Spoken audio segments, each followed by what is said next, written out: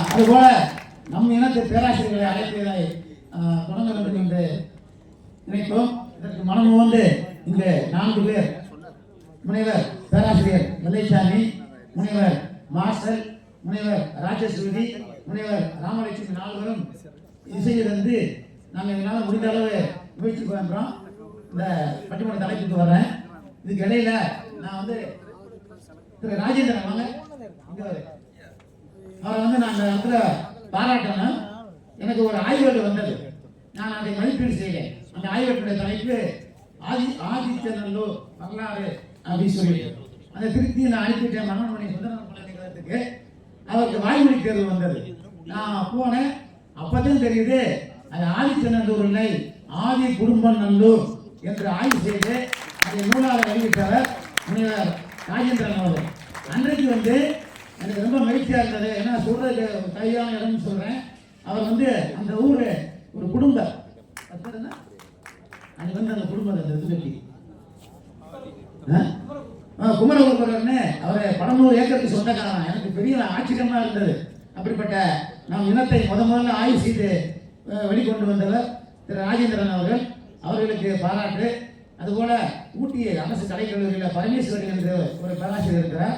அவரை ஞானசேரனுடைய குழந்தையா அவங்க வந்து தேவேந்திர உலகளாரை பற்றி ஆய்வு செய்து முனைவர் பட்டம் பெற்றவர்கள். இவர்கள் எல்லாம் பாராட்டி சிறப்பிக்க வேண்டியது நம்முடைய கடமை என்பதால் நான் அவரை அழைத்தேன். அவருக்கு வந்து ஒரு பொன்னாலை கொடுத்து சிறப்பித்து இந்த பட்டிமன்றத்தை தொடங்குகிறோம். ஐயா தங்கசாமி அவர்கள் இதுபோல ஒரு பட்டிமன்றம் தொடங்க வேண்டும் என்று கேட்டுக்கொண்டார். நாங்கள் நடுவருக்கு யாராவது கேட்டு பார்த்தோம், கிடைக்கல. சரி நீங்களே எழுதுக்கன்னு சொன்னாரு. அதனால எனக்கு முடிந்த அளவு முதல் நடுவராக இருக்கிறதுனால முயற்சி பண்றேன். நம்ம பிள்ளைங்க நிறைய இருந்தால் பாராட்டுங்கள், குறை இருந்தால் சுட்டிக்காட்டுங்கள் என்று சொல்லி பட்டிமன்றத்தை தொடங்குறோம். சொன்னாங்களே, நாம் ஒவ்வொரு முறையும் எங்களுக்கு மேலாக என்ன சமுதாயத்துக்கு செய்யுங்கிறது திரும்ப ஒரு சிந்தனைகளை செய்கிறோம். ஊர்க்குழுமை முறை என்பது சுதந்திரம் பெற்ற இந்திய சட்டத்தை யார் நடத்தாத ஒரு சிறப்பு கூட்டமாக இந்திய சட்டத்திலே ஒரு பதிவு செய்யக்கூடிய ஒரு கருத்தரங்கம் நடத்துது. அதே மாதிரி ஊர்க்குழுமை பற்றி ஒரு பட்டிமன்றம் வேண்டும் வந்து இது எல்லா ஊர்களுக்கும் போய் சேர்ந்ததுக்காக தான் நம்ம செய்யக்கூடிய ஒவ்வொன்றும் லைவ் டெலிகாஸ்ட் போயிட்டு இருக்குது. அதே மாதிரி காணொலியெல்லாம் எல்லாம் பார்த்துக்கிறாங்க. அதனால் இந்த பட்டிமன்றம் வந்து ஒவ்வொரு கிராமத்துக்கும் ஒவ்வொரு எல்லா ஊர்களும் சேர்ந்து தான் எங்களுடைய அந்த நோக்கத்தை கூப்பிட்டேன். முதல்ல பேராசிரியர் பாண்டியன் அவர்கள் வந்து முதல்ல ஒரு மாதிரி சொன்னார், எதுக்கு சார் அப்படின்லாம் சொன்னார். நான் விடலை, ஏன்னா அவர் 40 முனைவர் பட்டம் வந்து மற்ற மாணவர்கள் வாங்கிய பெரிய பேராசிரியர் அவரப்பா சொல்லியிருக்கிறார். அதான் ஒரே ஒரு வார்த்தை தான் கேட்டேன், 40 முனைவர் பட்டம் பெற்ற நீங்கள் ஏன் ஒரு பட்டிமன்றம் நடந்து கூட நீங்கள் தான் தலைவர்னு அவருக்கு பிடிச்சி. அதே மாதிரி வந்து பக்கத்தில் தம்பி மோசம் இருக்கிறாரு, பக்கத்தில் வந்து ராஜேஸ்வரி இருக்கிறாங்க, இருக்காங்க. இவங்களாம் சொல்லியிருந்தேன் தினசரியும் இவங்க வந்து விடாத கடந்த 7 நாட்கள் இவங்க விடலை. கடைசியில் பார்த்தீங்கன்னா ஒரு செக் பண்ணி இன்னைக்கு நமக்கு பட்டிமன்றம் நடத்திருக்காங்க. இது கைலாச சமுதாயம் நல்ல தேவர்களுக்கு வரக்கூடிய முதல் பட்டிமன்றமாக இருக்கிறது. இதனுடைய உடலை இழுத்துப்பட கேட்டுக்கொண்டு பட்டிமன்றத்தை தொடங்க நல்ல முறையில் நடத்தியுள்ள உங்கள் அனைவரின் அன்பான வேண்டுகோள்களை அடுத்து நேருஜி அவர்கள் அவர் வந்து மல்லர் வேளாண் புலம்புபவர்கள் என்று நம்முடைய கடப்பா, மாக்கா, அருவா, மம்பட்டி எல்லாத்தையும் ஆய்வு செய்து காந்திகரா பல்கலைக்கழகம் அவரையும் அந்த நேரத்தில் பாராட்டி அவருக்கு பொன்னாடி கொடுத்து சிறப்பிக்குமாறு ஐயா தங்கசாமி அவர்களை கேட்டுக்கொள்கிறேன்.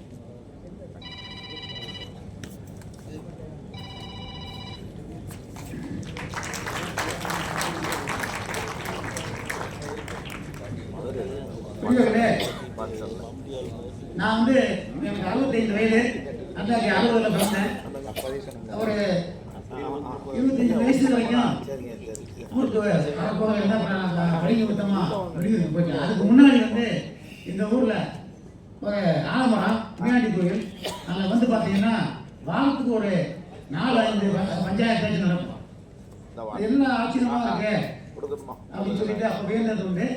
பின்னாடி நான் பேராசிரியராகி ஆய்வுக்கு நெறியாளரான பின்னாடி இதை பத்தி ஒரு ஆய்வு செய்யணும் அப்படின்னு சொல்லிட்டு கிராம வழக்கு மன்றம் வில்லேஜ் கோர்ட் அப்படின்னு சொல்லி இங்க வந்திருக்காரு பேராசிரியர் இளங்கோவன் அவர்களுக்கு அந்த தலைப்பு கொடுத்தேன். அவர் சிவகங்கை மாவட்டத்தை எடுத்துக்கிட்டு ஊர் புறா போய் கிராமங்களில் என்னென்ன வழக்கு மன்றங்கள் இருக்கு அப்படின்னு சொல்ல தகவலாம் சேகரித்து ஒரு அழகான ஆய்வேட்டை சமர்ப்பித்தார். அதனால ஆங்கிலேயர் வருகைக்கு பிறகுதான் நமக்கு காவல்துறை, முறையீடு, நீதிமன்றம், அதற்கடுத்து சாட்சிகள், தீர்ப்பு, அப்புறம் தண்டனை என்று வந்தது.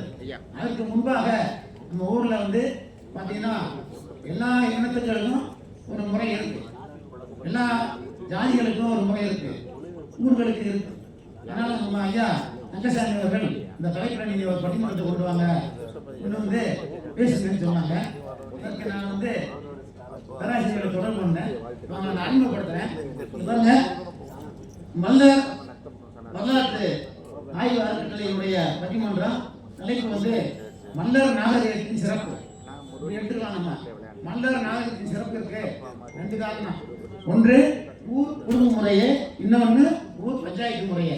இதை கொஞ்சம் ஒரு 5 நிமிடம் விளக்கிட்டு நான் வந்து உங்களுக்கு தலைப்புக்குள்ள போறேன். அதுக்கு முன்னாடி பேசுறவங்க அறிமுகப்படுத்துறேன். பேராசிரியர் Vellaisamy, MA MPhil PhD, Tamil இணை பேராசிரியர் பணியாளர். அவர் அய்யனாராய் ஜானகியம்மாள் கல்லூரியில் பணியாற்றினாரு. சொந்த ஊர் விருதுநகர் மாவட்டம் துருக்கப்பட்டி. ஏற்கனவே ஒரு பட்டிமன்ற பேச்சாளர், நல்லா ஆன்மீக சொற்பொழி நடத்துவார், நல்லா நாட்டுப்புற பாடல் பாடுவார். நேரம் தான் படைச்சு விடுறேன். இவருடைய துணைப்பட்ட ஆய்வரும் நம்ம இனத்தை பற்றிய ஆய்வர் தான். இவர் விருதுநகர் மாவட்ட மல்லர் வழக்காளர்கள் என்று ஆய்வு செய்தார். இவருக்கு கீழே நிறைய பேர் மேல்மட்டம் விட்டுருக்காங்க, ரொம்ப சொல்லிட்டே போகலாம். அப்படிப்பட்டவர் வந்து இந்த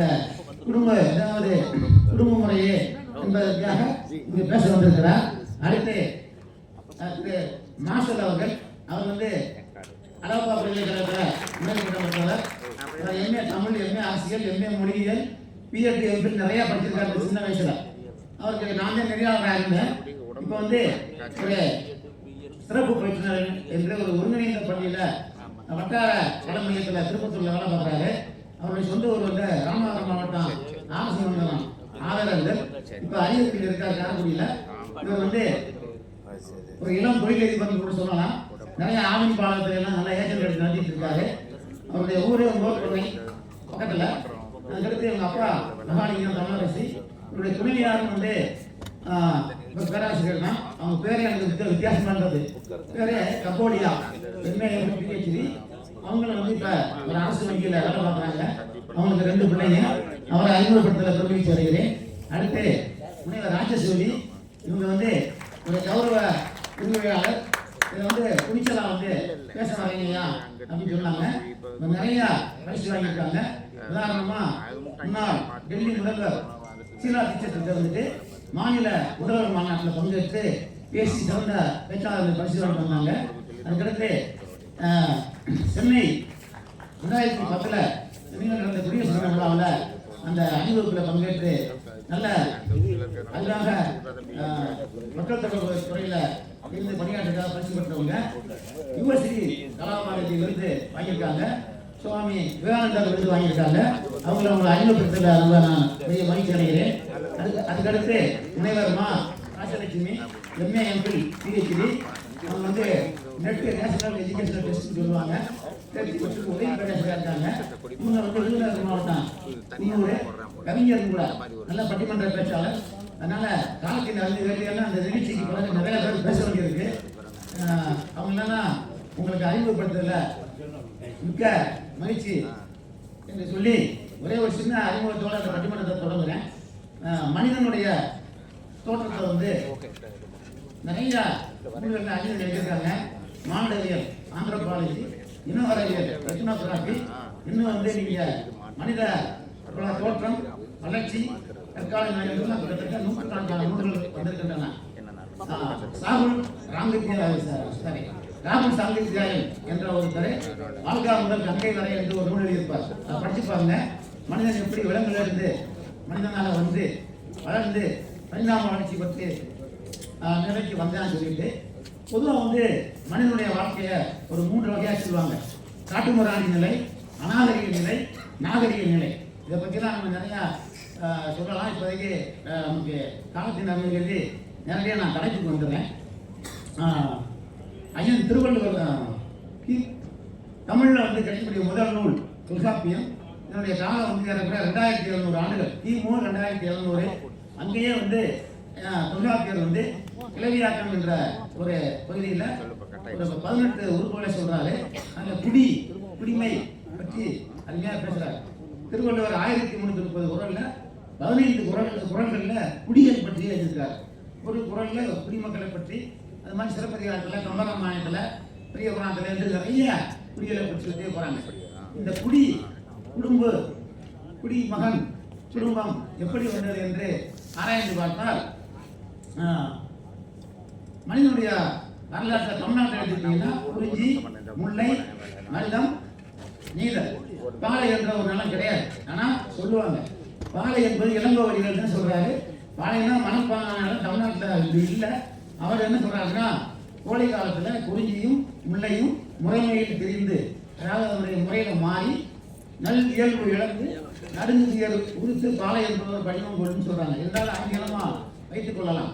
இப்பொழுது இந்த குடும்பம், இந்த குடிமக்கள் எங்கே வருகிறார்கள் என்றால், எனக்கு கிடைத்த தகவல் வரலாற்று அடிப்படையில் பார்த்தீங்கன்னா, குடியில் இருக்கக்கூடிய மக்கள் மனிதனுக்கு அடிப்படையில் ஆரம்ப காலத்துல இன்னைக்கு வரைக்கும் ரெண்டு அடிப்படை. ஒன்று வந்து உணவு, இன்னொன்று பாதுகாப்பு. அது எந்த பாதுகாப்பாக இருக்கலாம், குடும்ப பாதுகாப்பு, சமூக பாதுகாப்பு, பொருளாதார பாதுகாப்பு, எதுவுமே இருக்கலாம். ஆதிகாலத்து மனிதன் வந்து உணவுக்காக வேட்டையாடி இருக்கான். விலங்குகளை, காய்கறிகள், பழங்கள் வேட்டையாடிட்டு அது பாட்டுக்கு ரெண்டு இடத்துல தண்ணி குடிச்சிட்டு உணவை வந்து வேக வைக்காம கிடைச்ச இதை சாப்பிட்டு மரம், பொந்து, குகையில வாழ்ந்துருக்கான். அப்படியே வாழ்ந்தவன் சுற்றிக்கிட்டே அலைகிறான். அவனுக்கு பேர் அடைகுடிகள்னு பேர். அவனை காட்டுமிராணின்னு சொல்லுவாங்க. இதுக்காகத்தான். ஆனால் அவன் காட்டுமிராணி கிடையாது. நல்லா இயற்கையோடு எழுந்து வாழ்ந்தவன். அப்படியே குறிஞ்சியை விட்டு கீழே இறங்குறான். அது குறவர்கள்னு சொல்லுவாங்க. இறங்கி மனிதத்துக்கும் குறிஞ்சிக்கு இடைப்பட்ட நிலையில வாழ்ந்ததால இடையன் அப்படின்னு சொல்றாங்க. இதை பற்றி ஒரு ஆய்வுலாம் வந்திருக்கு. அங்க வந்து கால்நடைகள், அந்த மலைகள் மீது காடுகளில் இருந்த கால்நடைகளை வளர்த்து அவன் வந்து என்னுடைய வாழ்வாதாரத்தை பெருக்கி வாழ்ந்திருக்கிறான். அதுல இருந்து ஒரு குடும்பம் ஒரு சில கீழே அடுத்த நிலத்துக்கு வர்றாங்க. அது வந்து பள்ளமான நிலம், நீர்நிலைகள். அப்பதான் அவன் சிந்திக்கிறான், இப்படியே நம்ம அழிஞ்சிக்கிட்டா இருந்தா எப்படி, இப்படியே வேட்டையாடி சாப்பிட்டா எப்படி, நாம வந்து தங்கி ஏதாவது ஒரு தொழிலை செய்து ஒரு வடிவத்தில் வாழ வேண்டும் என்று முயற்சிக்கின்ற பொழுதுதான் அந்த பள்ளம் நிறைந்த நீர்நிலைகளில் இருக்கக்கூடிய நீர்நிலைகள், தமிழ்நாட்டில் 47 வகையான நீர்நிலைகள் இருக்கு.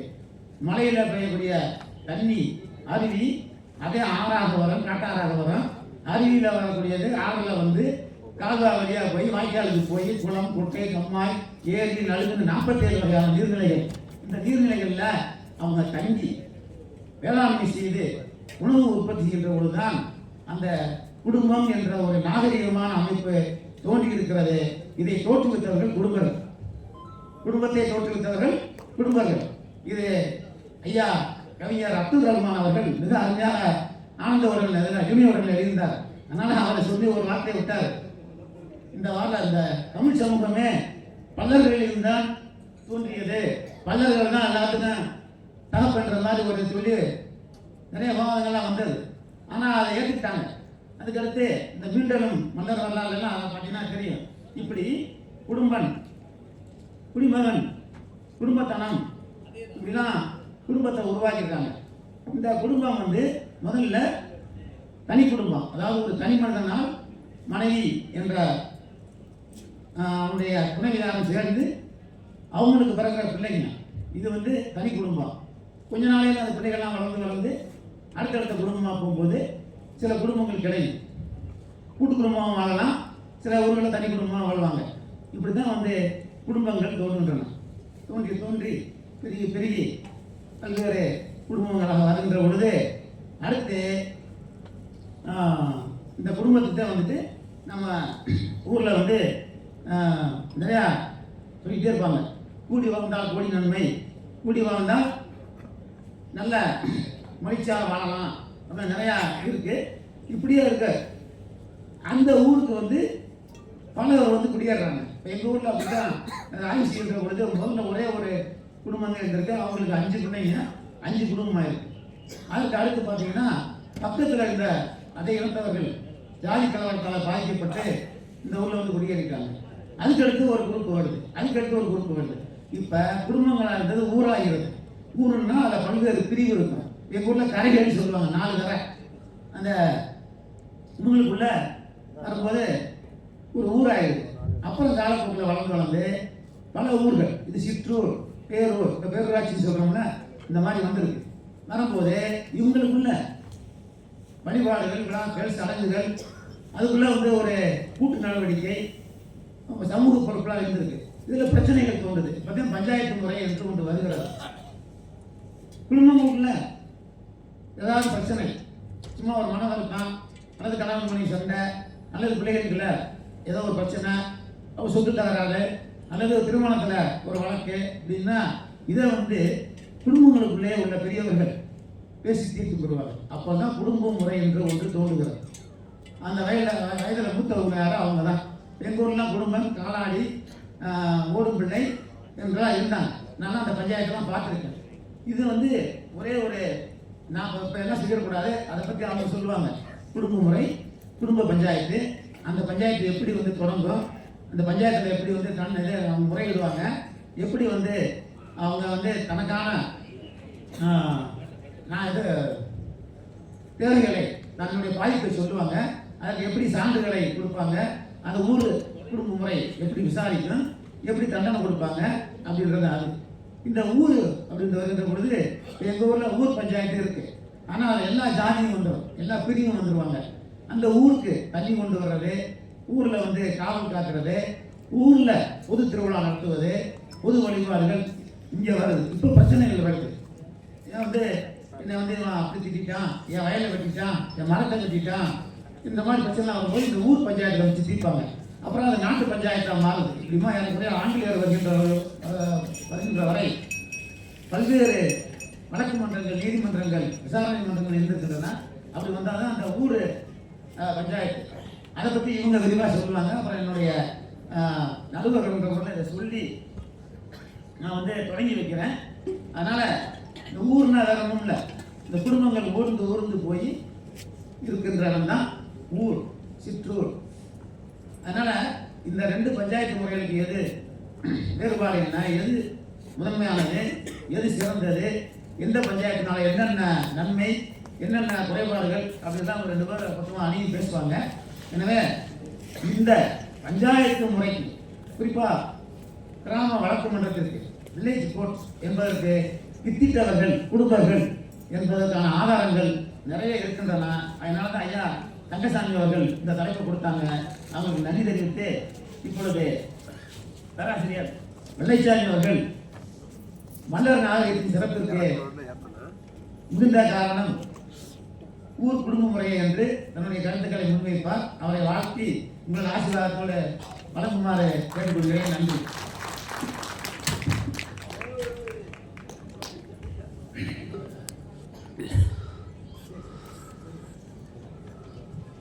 மலரில் பிறந்து மலரில் வளர்ந்தவன் மன்னவன் முருகனடி, அவன் மலர் முகம் கண்ட திருநாள் காண மனமே உருகுதடி, என் மனமே உருகுதடி. மலரில் பிறந்து மலரில் வளர்ந்தவன் மன்னவன் முருகனடி, அவன் மலர் முகம் கண்ட திருநாள் காண மனமே உருகுதடி, என் மனமே உருகுதடி. கார்த்திகை மைந்தன் கழித்து தவழ்ந்தது கமல மலரினிலே, கார்த்திகை மைந்தன் கழித்து தவழ்ந்தது கமல மலரினிலே, தன்மடியில் முருகன் தவழ்ந்ததனாலே மலருக்கு பெருமையடி, தாமரை மலருக்கு பெருமையடி. மலரில் பிறந்து மலரில் வளர்ந்தவன் மன்னவன் முருகனடி, அவன் மலர் முகம் கண்ட திருநாள் காண மனமே உருகுதடி, என் மனமே உருகுதடி. உலகம் சமநிலை பெற வேண்டும்,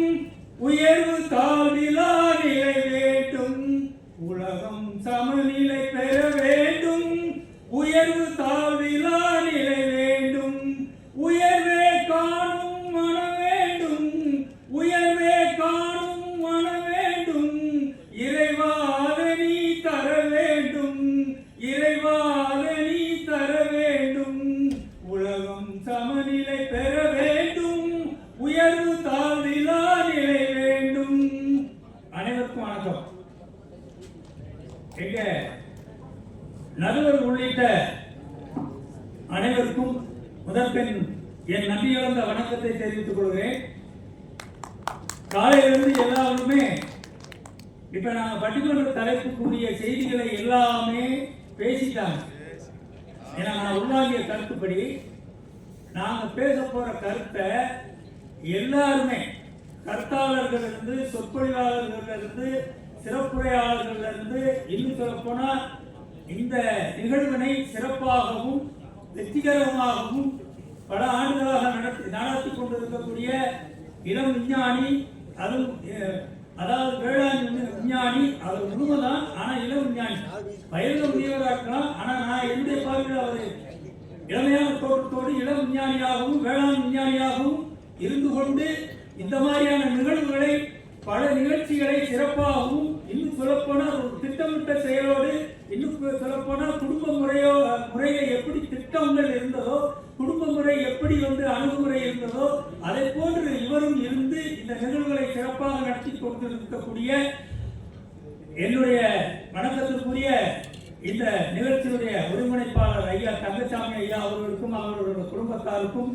என்னுடைய மனமார்ந்த நன்றியை தெரிவித்துக் கொள்கிறேன்.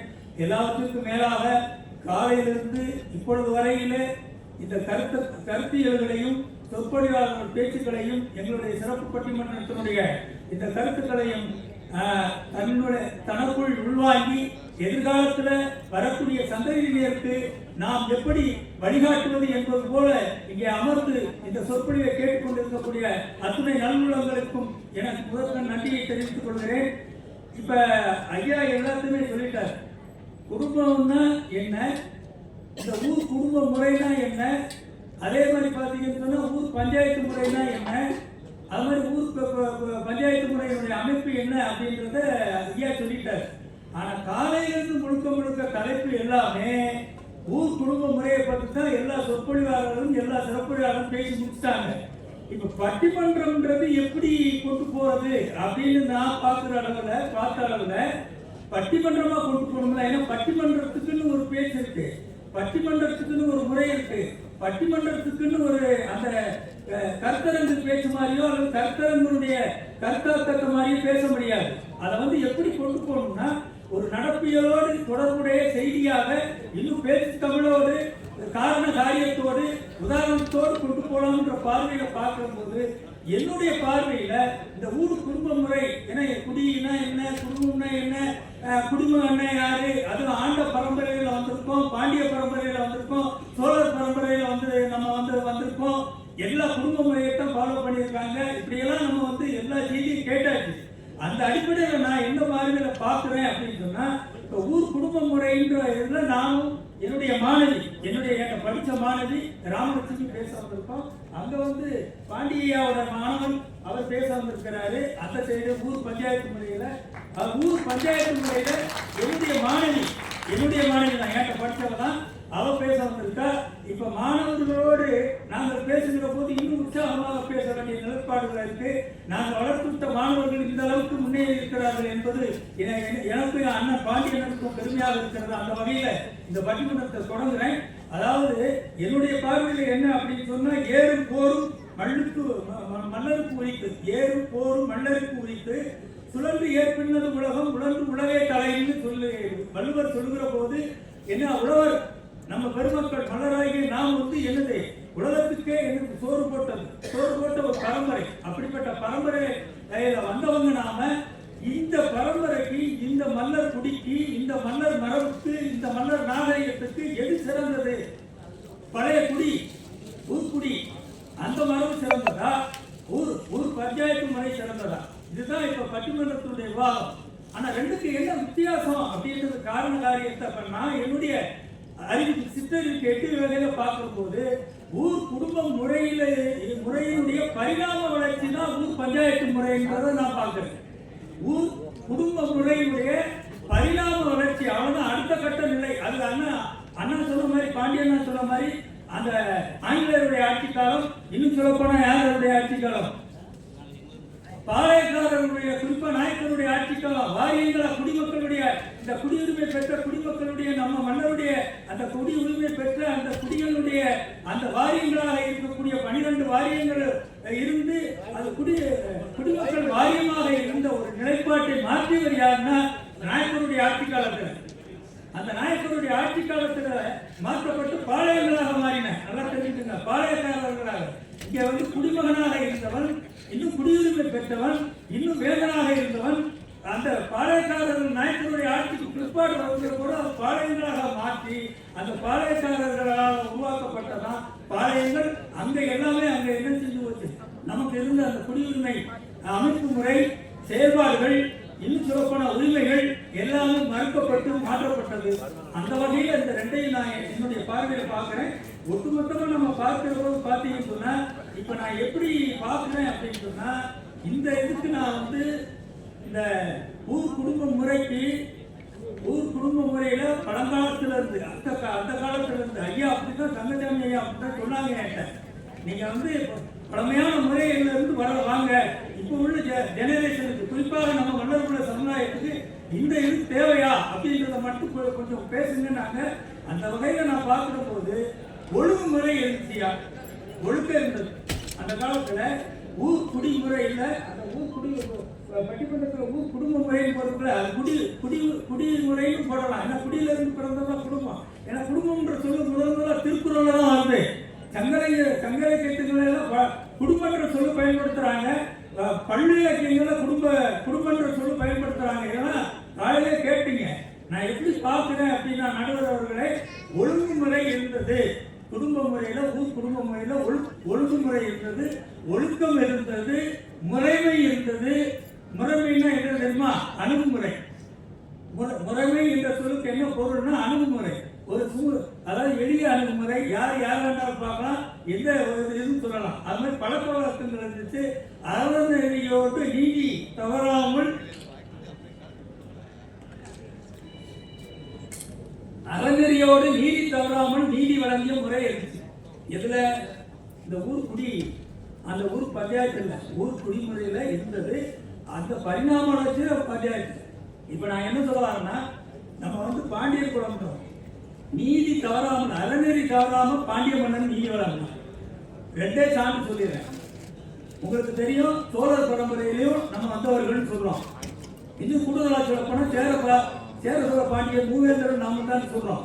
ஆனா பொதுவாக பாண்டிய குலத்திலிருந்து சோழர் குலத்திலிருந்து நம்ம குடியானது வந்திருக்கு. அதுல இருந்து நம்ம மன்னர் இனம் வந்ததற்குடைய வரலாறுலாம் சொன்னாங்க. அந்த அடிப்படையில் பார்க்கும்போது பார்த்தீங்கன்னா, அறநெறி தவறாமல் பாண்டிய மன்னன் நீதி வழங்கினானுக்கு ஒரே ஒரு பாண்டிய மன்னனுடைய நீதியை சொல்றேன். பொற்கை பாண்டியனுடைய வரலாறு இங்க படித்த சான்றோருக்கு ஆண்டோர்களுக்கு தெரியும். பொற்கை பாண்டியனுடைய நீதி எப்படி வழங்கினா, அந்த மரபில் தோன்றினவங்க, அந்த மரபில் தோன்றின குடிதான் என்ன செஞ்சிச்சு, அங்க பஞ்சாயத்தில் வரக்கூடிய பிரச்சனைகளுக்கு அறநெறி தவறாமல் நீதி வழங்கியது. நடுவர் அவர்களே, இது வந்து கிராம அந்த ஊர் பஞ்சாயத்துல கிடையாது. ஏன்னா ஊர் பஞ்சாயத்துல பாத்தீங்கன்னு சொன்னா வழக்கை கொண்டு போவாங்க.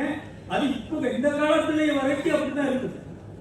வழக்கை கொண்டு போற போது இன்னும் குறிப்பா சொல்லப்போனா, இந்த ஊர் குடிமுறையில அந்த முறை எப்படி இருக்குன்னா, இப்ப ஐயா சொன்னார்ல, நடுவர் ஐயா சொல்ற போது, அண்ணன் சொல்ற போது என்ன செஞ்சாரு, ஆலமரத்துக்கு கீழே எல்லா மக்களுக்கும் தலைவன் இருப்பான், குடிமகன் இருப்பான், அவன் தான் ஊர் தலைவன். ஊர் தலைவனை சொல்றத கேட்கணும், எல்லா ஊர் மக்கள் எல்லாருமே கேட்கணும். ஆனா இந்த ஊர் குடிமுறை அப்படின்றது ஒரு குறிப்பிட்ட மலர் இனத்தை சார்ந்து வாழக்கூடிய, நம்ம இனத்தை சார்ந்து வாழக்கூடிய பகுதிக்கு தலைவனாக இருக்கக்கூடிய வருகிற போது ஊர் குடிமுறைன்றது ஒன்று இருந்தது. ஆனா அண்ணன் சொன்ன மாதிரி ஊர் பஞ்சாயத்து முறைன்னு வச்சு பார்த்தீங்களா, அவங்க பேச போறாங்கல்ல, அதுல பல்வேறு சமுதாய மக்கள் வருகிற போது ஊருக்கு பஞ்சாயத்து தலைவர் வந்துருவாரு, ஊர் தலைவர் தனியா வருவாரு. அதுக்கடுத்து ஊர் பஞ்சாயத்து தலைவருக்கு ஒரு செயலர் ஒருத்தர் இருப்பான், நாட்டாமை சமூகத்தை, வெவ்வேறு சமுதாயத்தை சேர்ந்தவர்கள் வருகிற போதுதான் பிரச்சனையே உருவாகும். அப்ப எந்த முறை சிறந்ததுன்னு பாருங்க. இப்ப ஊர் பஞ்சாயத்து முறை சிறந்ததா, மல்லர் இனத்துக்கு ஊர் பழமை வாய்ந்த இந்த ஊர் ஊர் குடும்ப முறை சிறந்ததா அப்படின்னு நம்ம யோசித்து பார்க்கணும். இப்ப ஒரு வழக்கு போகுதுன்னா ஊர் குடும்ப முறையில, இப்ப நான் தப்பு பண்ணிருக்கேன்னா நான் போய் என்ன செய்யணுங்க, சட்டம் எல்லாத்தையும் கலட்டணும். இப்ப கலட்டத்துக்கு ஊர் பஞ்சாயத்துல கலட்டுவானா, பெருசு நான் வழக்கு சொல்லியிருக்கேன், என்ன செய்ய ஒழுங்கா தீர்ப்பு சொல்லிட்டு சட்டையெல்லாம் கலட்ட முடியாதுங்க. இப்ப பாத்தீங்கன்னா எல்லா பேரும் எடுத்து கட்டிட்டு பஞ்சாயத்துனா தொடக்கி மேல எடுத்து கட்டிட்டு வந்து நிக்கிறான். அந்த காலத்துல சட்டையை வந்து அவுக்கணும். சட்டையை அவுத்துட்டு என்ன செய்யணும்? ஊர் குடும்ப முறையில அப்படியே தலை சாச்சாத்துன்னு வணங்கி ஊர்ல பஞ்சாயத்துல இருக்கிறவங்க ஊர் குடும்பங்கள் எல்லாரும் இருப்பாங்க. அது ரத்த உறவுகள இருப்பாங்க எல்லாமே.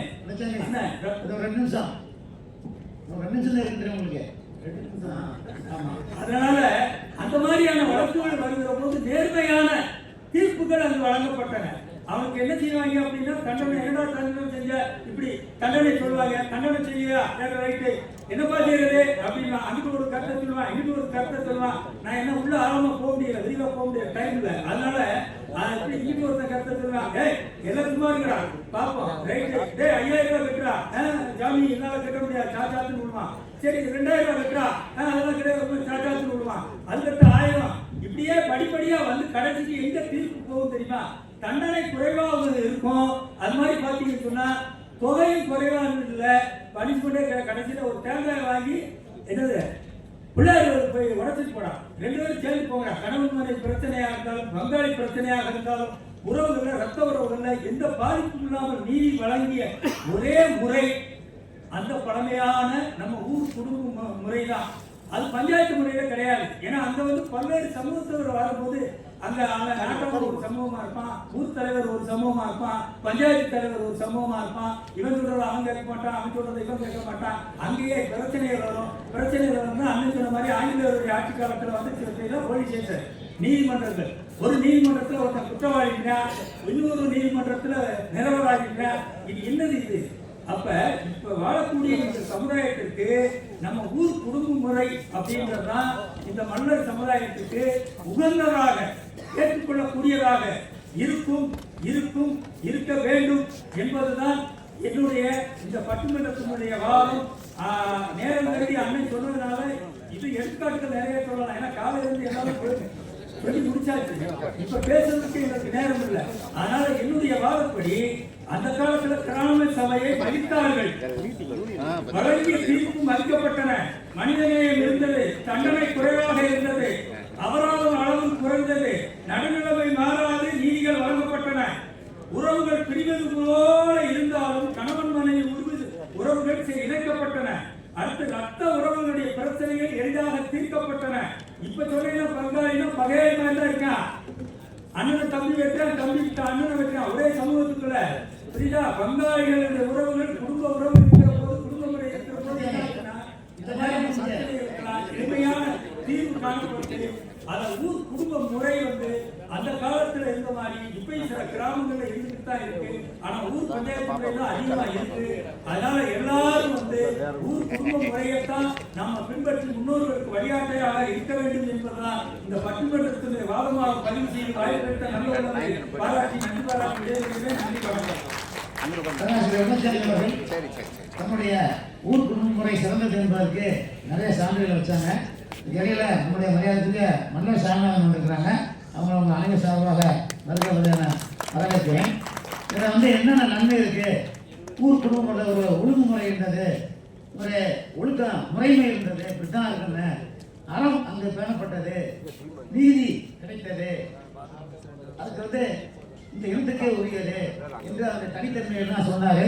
அதுக்கு பாண்டிய மன்னனுடைய தீர்ப்பெல்லாம் எடுத்துக்காட்டா சொல்லி இங்கே வந்து ஊர் குடும்ப முறையில் பலர் இருப்பதால் பிரச்சனைகள் இருக்கு. ஆனால் குடும்ப முறையில் அப்படி இல்லை அப்படின்னு தன்னுடைய கருத்துக்களை ஆணித்தரமாக வைத்தார். அவருக்கு பாராட்டுகள். இன்னும் இல்லை ஊர் பஞ்சாயத்து முறையும் சிறந்தது என்று தன்னுடைய வார்த்தை வைக்க வைக்கிறார் முனைவர் மாஸ்டர் அவர்கள். அவர்களை தன்னுடைய கருத்துக்களை வைக்குமாறு அழைக்கின்றார்.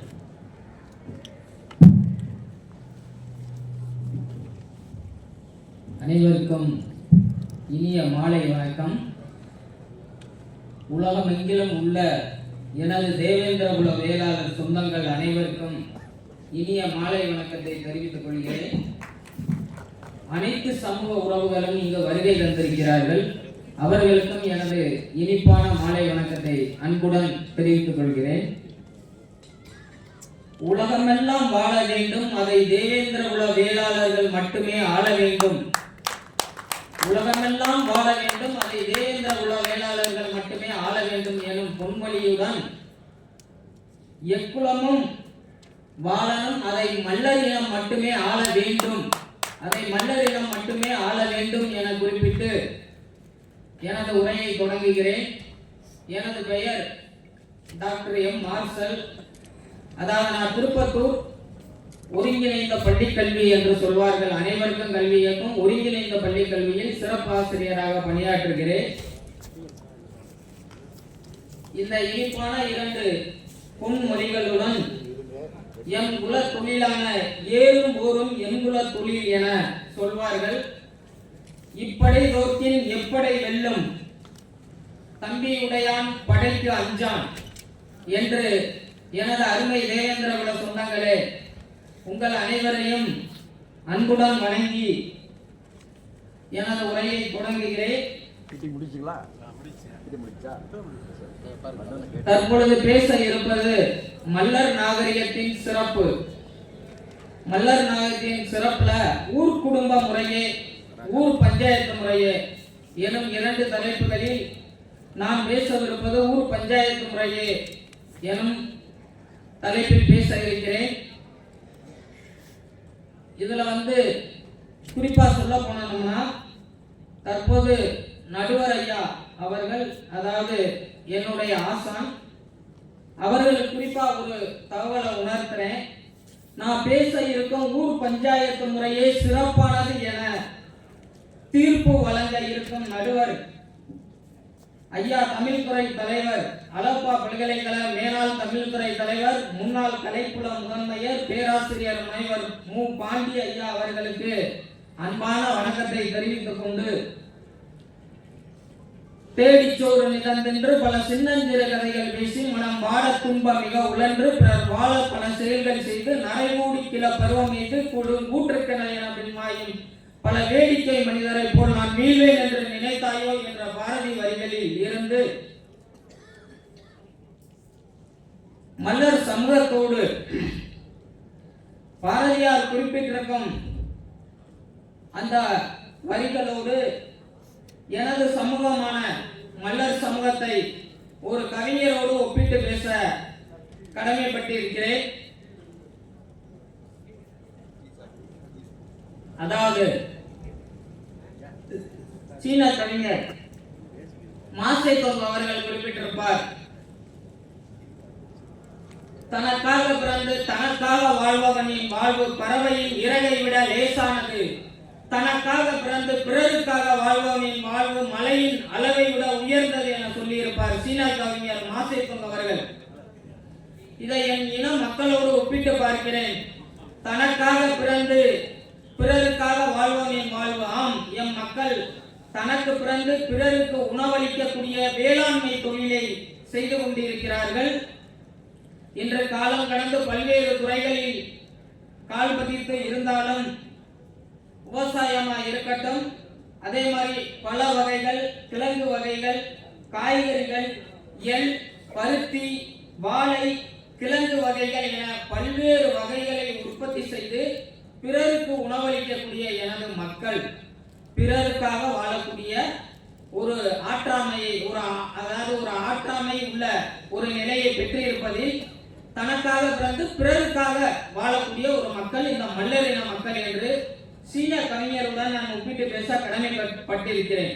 அதே நேரத்தில் நேரத்தை வீணாக்க துணிந்தவன் வாழ்வின் மதிப்பை அறியாதவன் சார்லஸ் டார்வின் சொல்வாப்ல, எந்த ஒரு மனிதன் நேரத்தை வீணாக்குவானோ அவன் வாழ்வின் மதிப்பை அறியாதவன். வாழ்வின் மதிப்பை அறிய வேண்டும் என்றால் நமது மக்கள் போன்று தொழில் புரிந்து பல்வேறு தொழில்களில் சிறப்படைய வேண்டும் என குறிப்பிட்டு நான் பேச இருக்கும் தலைப்பு ஊர் பஞ்சாயத்து முறை. இந்த ஊர் பஞ்சாயத்து முறையில் நிலம், குடிமக்கள், அரசு, இறையாண்மை, ஒற்றுமை, வழிபாடு, சடங்கு, சண்டை, மகிழ்ச்சி, துக்கம், ஊர், சிற்றூர், பேரூர், ஊர்கள், நகரம், வட்டாரம், சமூகம், சமுதாய அமைப்பு என பல்வேறு அமைப்புகளை கொண்டு இணைத்து வரக்கூடிய ஒன்று இந்த ஊர் பஞ்சாயத்து முறையாகும். இதுல குறிப்பிட்ட சில தகவல்களை சொல்லணும். காரணம்னா, நடுவர் ஐயா அவர்களே, குடிகள் கிளைந்து முறைகள் பெருகிய காரணத்தால் குடும்ப முறையில் இருந்து அடுத்த நிலையாக ஊர் பஞ்சாயத்து முறை என்பது வந்தது என்று சொல்ல கடமைப்பட்டு இருக்கிறேன். அதே போன்று இன்றைய நிலையில் குடும்ப அமைப்பு என்று சொல்ல வேண்டும் என்றால் ஒரு தாலுகா அளவாகவும், அதே ஊர் பஞ்சாயத்து என்று சொல்ல வேண்டும் என்றால் ஒரு உயர் நீதிமன்ற அளவிலும் இருக்கக்கூடியதாக நாம் வைத்துக் கொள்ளலாம். அன்றைய காலகட்டத்தை இன்றோடு நான் ஒப்பிடுகிறேன். இதில் உயர்ந்தது எது என்று மதிப்புக்குரிய நடுவர் ஐயா அவர்களை முடிவு செய்யட்டும். அதே போன்று எனது அருமை நடுவர் ஐயா அவர்களே, குடும்ப முறையில் இருந்து ஊர் பஞ்சாயத்து முறை வந்தபோது சமத்துவம் மலர்ந்தது. குறிப்பாக நடுவர் ஐயா அவர்களே, சமத்துவம் மலர்ந்தது. அது எதன் மூலமான? ஊர் பஞ்சாயத்து முறை குடும்ப நிலையில் அடுத்த நிலையாக வந்த பொழுது சமத்துவம் மலர்ந்தது, பிறந்தது என்று சொல்ல வேண்டும். பல்வேறு ஜாதிகள் பிரிவுகளாக உள்ளது, பல்வேறு ஜாதி பிரிவுகள் உள்ளது. அந்த பல்வேறு பிரிவுகளில் இருந்து அவற்றில் ஒவ்வொரு பிரிவுக்கும் பல்வேறு பிரச்சனைகள் இருப்பதை காண முடிகிறது. அந்த பிரச்சனைகளை தீர்ப்பதற்கு ஊர் பஞ்சாயத்து முறையே சிறந்ததாக அமைகிறது. நடுவர் ஐயா அவர்களே, சற்று நீங்கள் கொஞ்சம் ஆய்ந்து பார்க்க வேண்டும். எனது ஐயா நடுவர் அவர்களே, நீங்கள் சிவகங்கை மாவட்டத்திலே பிறந்தவர்கள். நான் எனது ராமநாதபுரம் மாவட்டம் ஆரஸ்மங்கலம் பக்கம் ஒரு கிராமத்தில் பிறந்தவன். ஒரு சின்ன கிராமம், ஆவரங்கல் கிராமம். எடுத்துக்காட்டுக்காக சொல்கிறேன்.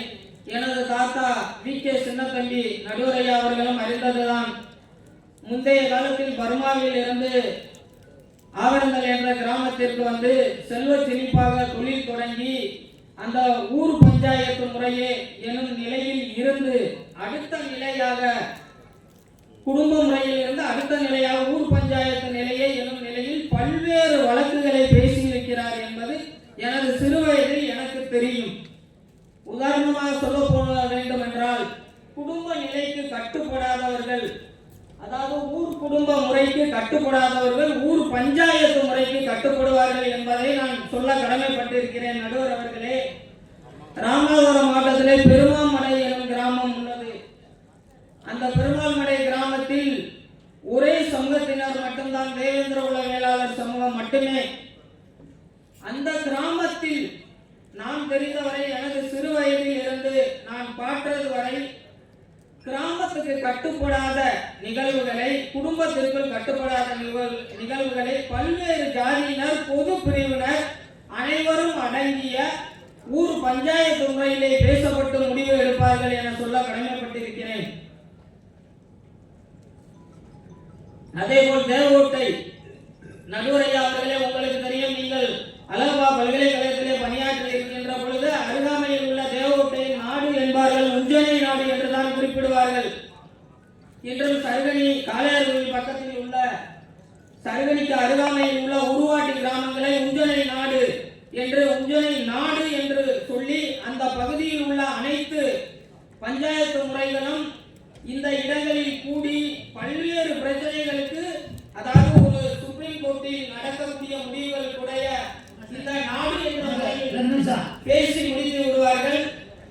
ஐயா, இன்னும் நிறைய தகவல்கள் இருக்கு ஐயா என்னிடம். கண்டிப்பாக என பேசி முடித்து விடுவார்கள்.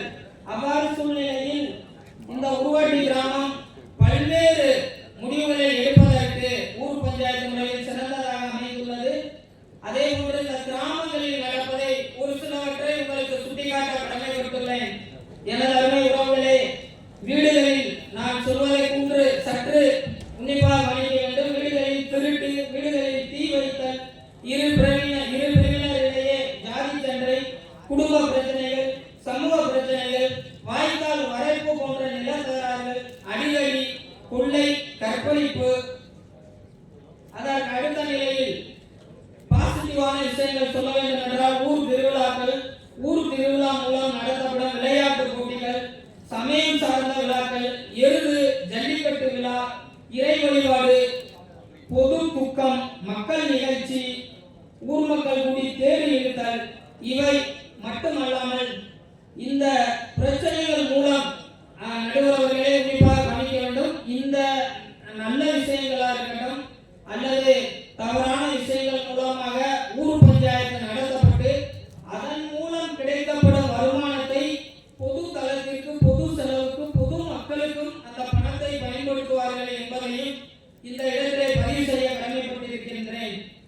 அவர்களே, அதே மாதிரி விவசாயத்தில் பாட்டு நிகழ்ச்சி நடக்கும். மல்லர் உறவுகள்ல விவசாய தொழில் நடக்கையில பாட்டு நிகழ்ச்சி என்பது ஒன்று நடக்கும்.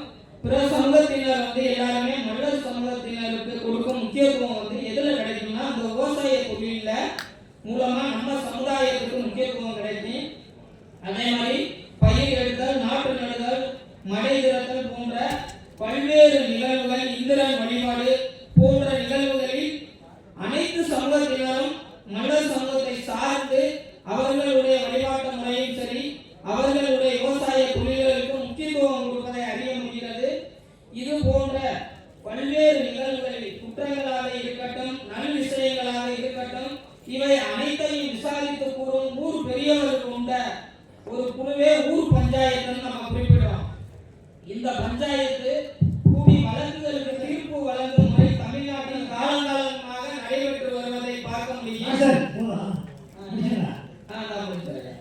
அதே மாதிரி நன்றாக கவனிக்கணும். ராஜ துரோக வழக்குகள் சொல்லுவாங்க. அது போன்ற வழக்குகளுக்கு ஊர் பஞ்சாயத்து எந்த நிலையிலே கூடுவது இல்லை. ஒரு சிறிய ஒரு 5 விஷயங்கள் நடுவரையா பஞ்சாயத்து முறைகளுடைய ஒரு சிறப்பு அம்சம் 5 வரியில சொல்கிறேன்.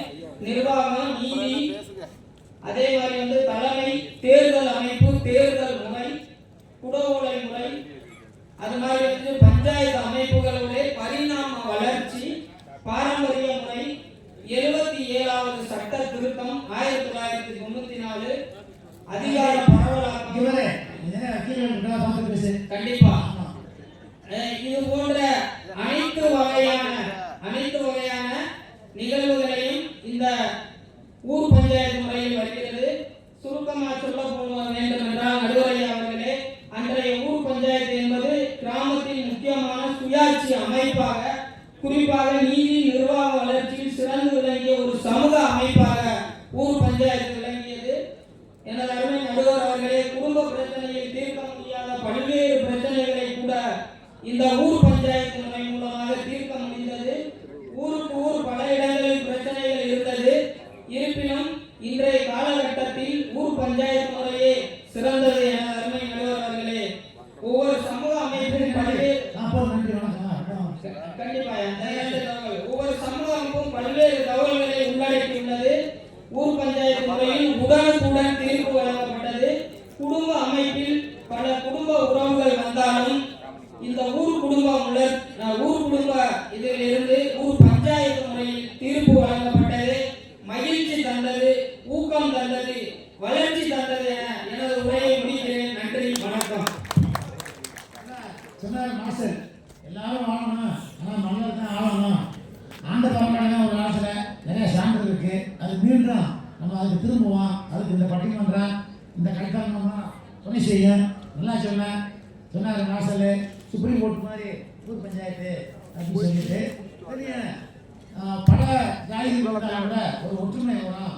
ஊருக்கு ஒரு நிகழ்ச்சிகளை ஊர் பஞ்சாயத்து மூலமா செய்யணும்னு சொல்லி சான்றிதழ் எடுத்து வச்சிருக்காரு. அவருக்கு பாராட்டுகள். என்ன சொன்னாங்க, அன்பானுடைய தேர்தல் வேளாளர் சங்கத்தினுடைய தலைவர் அவருடைய ஊர் சார்பாக நம்ம அவருடைய நிகழ்ச்சிக்கு ஒரு தொகையை நமக்கு அனுப்பிச்சு கொடுத்தாங்க. அதுக்காக அவர்களுக்கு நீங்களே சொல்லுங்க. ஆனா எங்க ஊர் குடும்ப முறை அப்படி இல்லையா? எங்க ஊர் குடும்பம் என்னோட வேற அப்படி சொல்றேன். அவங்க பாடம் சொல்ல கிடையாது. அவன் சுயமா இருந்தாங்க.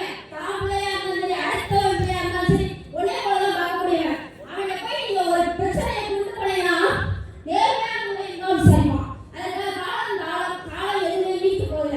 ஒரு வழக்கு அப்பீல் ஆயிடுச்சு அப்படின்னா உடனே அறிவிப்பாங்க, ஊரவை பேச வைப்பாங்க. உடனே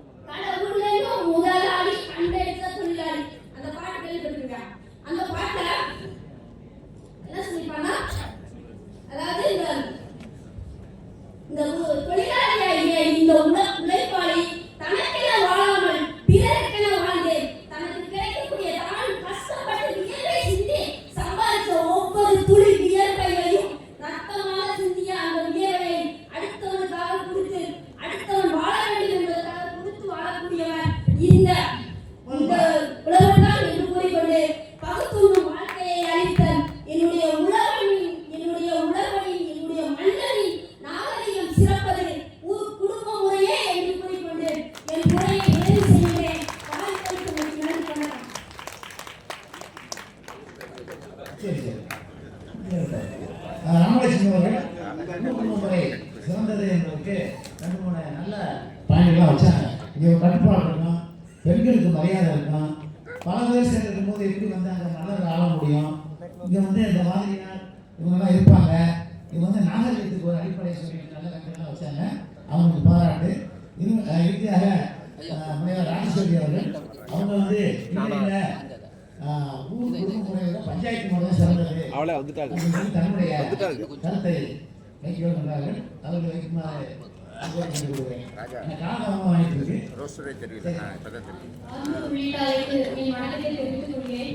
இறுதியாக பேசும்பொழுது நான் இருக்க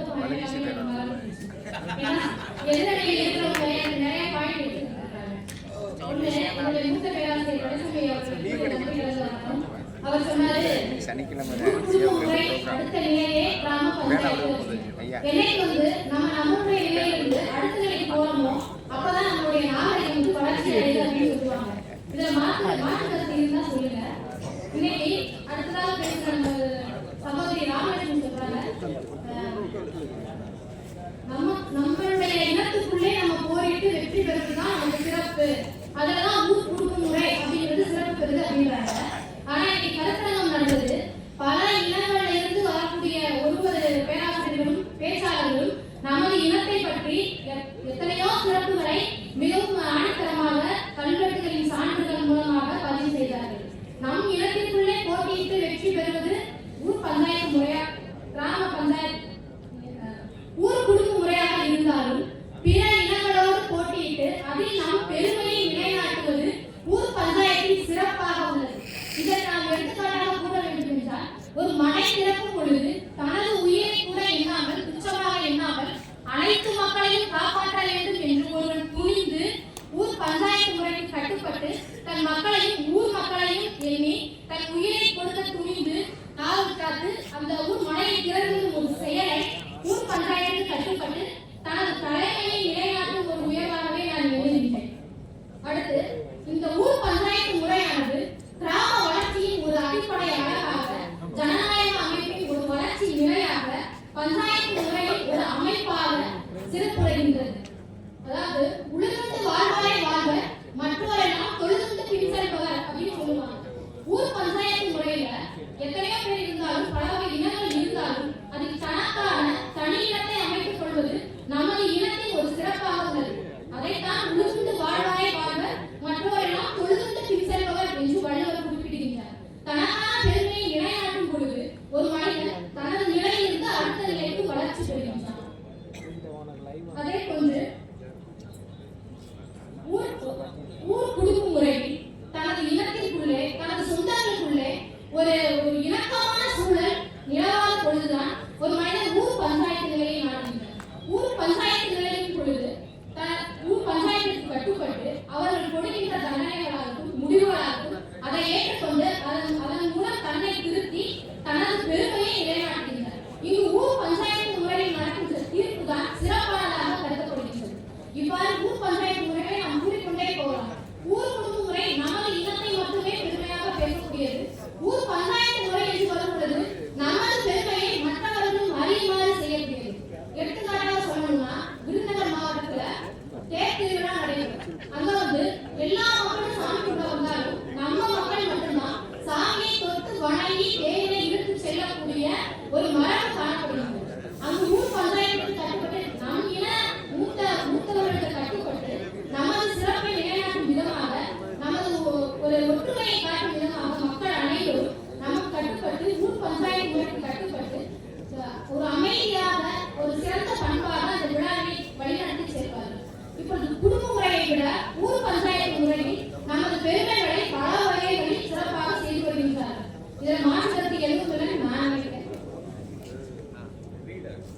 பேச வாய்ப்பளித்ததற்கு நன்றி. வணக்கம்.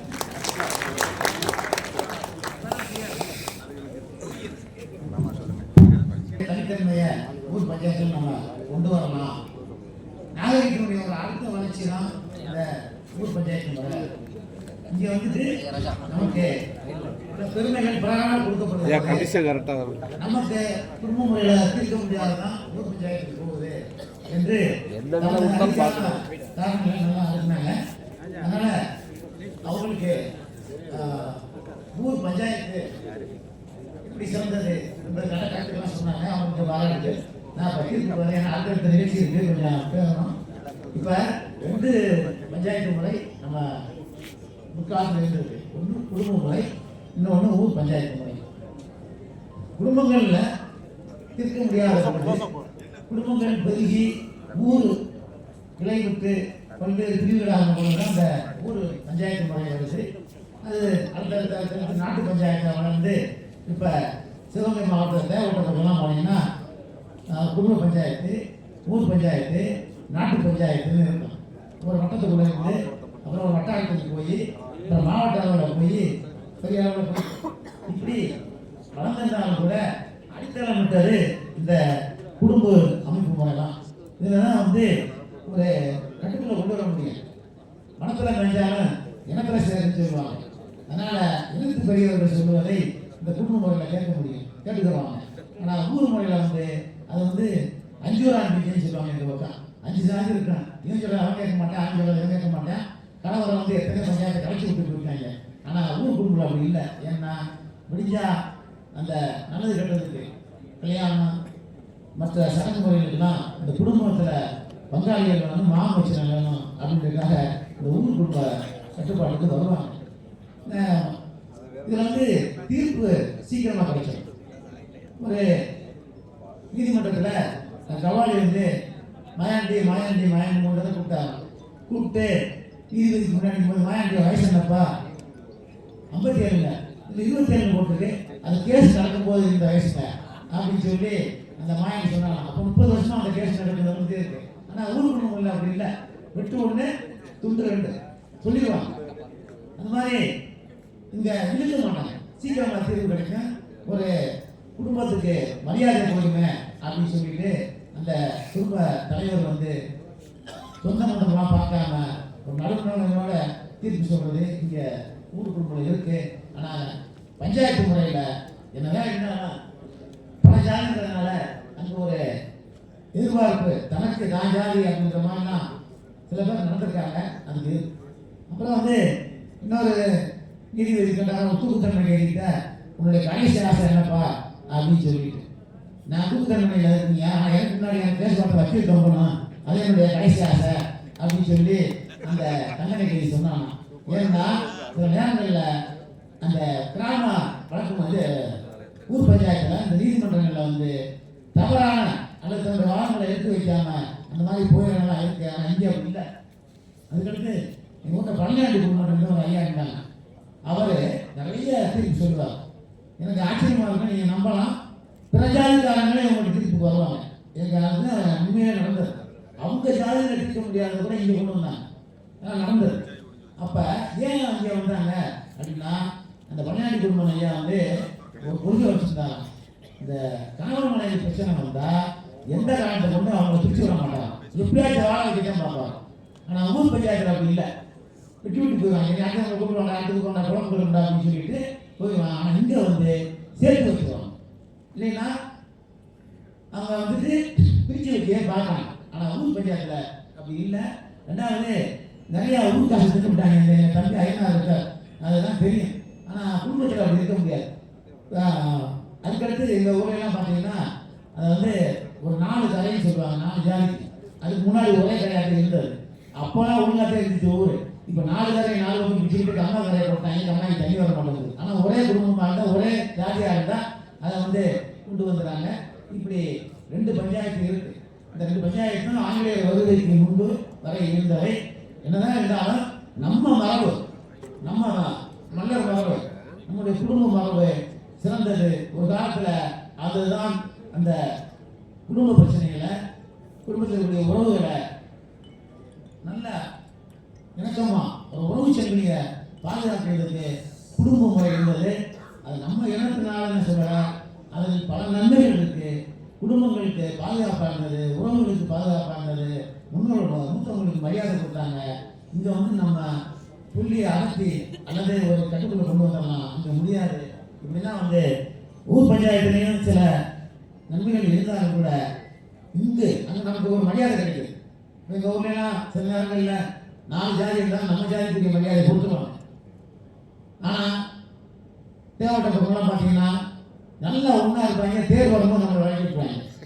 அது நிறையா சொல்லலாம். அதுக்கடுத்து மற்ற நாளெல்லாம் பேசுவாங்க, திருவிழா வரும்போது சாமிகிட்ட வராத உள்ள மலையாக இருக்கலாம், நம்மகிட்ட வாங்கி தின்பாங்க குடிப்பாங்க எல்லாம் பண்ணுவான். ஆனால் இங்கே வரும்போது வந்துடுவான். இப்படி அந்த பிரச்சனை நமக்குள்ள இல்லை. அதனால் எனக்கு அழிந்த வகையில் நான் நமக்காக சொல்லலை, முன்பு இருந்த அந்த வழக்கு மன்றம் கிராம நீதிமன்றங்களில் ஊர் குடும்ப முறைலாம் எனக்கு சுதந்திரமாக படுது. அது நமக்கானது, சீக்கிரமாக தீர்வு கிடைக்கும், சொன்னால் கட்டுப்படுவாங்க. அங்கே பெண்களுக்கும் மரியாதை இருந்தது. ஊர் பஞ்சாயத்தில் பார்த்தீங்கன்னா பெண்கள் போய் கலந்துக்க முடியாது, ஆண்கள் மட்டும்தான். ஆனால் குடும்ப பஞ்சாயத்தில் பெண்கள் இருப்பாங்க, பெரியவங்க இருப்பாங்க, நான் பார்த்துருக்கேன். அப்போ சொல்லுவாங்க, இளம் வயது பெண்கள் ஆண்களும் கட்டுப்படாதுன்னா அந்த வயதான பெண்கள் சொல்லுவாங்க, அந்த பாரு ஊரை பழிச்சுக்கிறாரு, ஊருடன் பாய்க்கும் வேறுடன் குழும், அதனால் ஊர் குடும்பத்துக்கு நீ ஒத்துப்போம் அப்படின்னு சொல்லி நம்மளை பக்குவப்படுத்துவாங்க. எனவே இது உறவுகளுக்குள்ளான ஒரு அமைப்பு முறை, இது உறவுகளை கட்டுப்படுத்துவதற்கு சிறந்தது. அது ஊருக்கான அமைப்பு முறை. ஊர் கட்டுப்படுமா என்னன்னு பார்த்தோம்னா கொஞ்சம் சிரமமானது. எனவே ஒரு நல்ல தலைப்பு. இந்த இளைஞர்களை எங்களை எல்லாம் ஒரு பட்டிமன்றத்துக்கு ஆயத்தப்படுத்துவது அமைந்தது. அந்த வகையில் இந்த பட்டிமன்றத்தை இந்த நிகழ்ச்சியில் ஏற்பாடு செய்த ஐயா ரங்கசாமி அவர்களுக்கும் மற்றும் நம்ம சொந்தங்களுக்கும் நன்றியை தெரிவித்து ஆதரித்து எங்களெல்லாம் சென்னைப்படுவார்கள். மேலும் பல நிகழ்ச்சிகளை நடத்தலாம் என்று சொல்லி வாய்ப்புக்கு நன்றி கூறி உங்கள் அனைவருக்கும் மீண்டும் நன்றி சொல்லி பாராட்டி சொல்லி இந்த பட்டிமன்றத்தை நிறைவு செய்கிறேன். நன்றி, வணக்கம். அருமையான நடுவர்.